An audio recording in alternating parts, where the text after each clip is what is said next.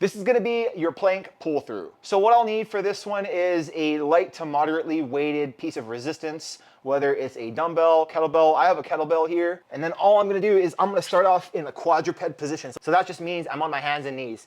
I wanna make sure I have a nice wide hand, so I'm maximizing surface cover area to minimize strain on the wrist. I wanna think about corkscrewing my shoulders, so you see the crease of my elbow is now pointed upwards, and that's gonna create a close packed position on the shoulder, which maximizes stability. Now from here, I'm gonna start to assume a plank position. So all I'm doing is I'm extending through my legs.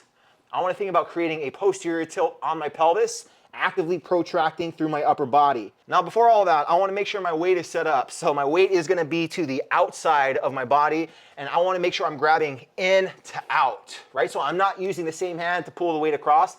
I want cross-chain activation. So this is gonna be a contralateral pattern. More or less, it's a tripod pattern, but it ends up being contralateral in the sense that if I'm up in this position and now I have to reach across, you see how that bottom right leg starts to float. Really what's happening is I'm getting oblique sling activation between my right hand, my left foot, I'm squeezing, and then when I pull that weight across, I'm basically weightless on this bottom leg. I have toe support to pull across and swing. So the advantage of using a kettlebell is, the nice fact is you can just kind of grab it fingertips by the bell or by the handle, swing it across with some force, and then it'll kind of turn around on you. Same idea with the dumbbell. You're reaching across and then pulling, and you reach and pull.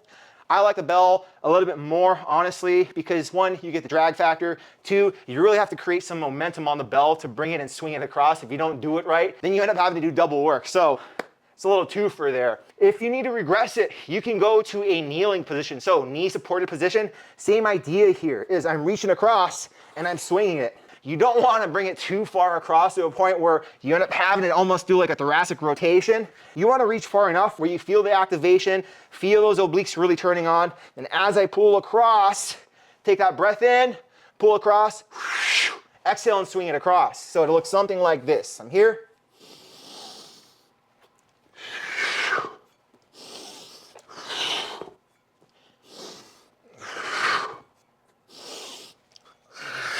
Another hack here is you can tighten the hands up, so you can go diamond hands and then make the feet a little bit wider for increased stability. You want to put a little spice, sometimes spice is nice.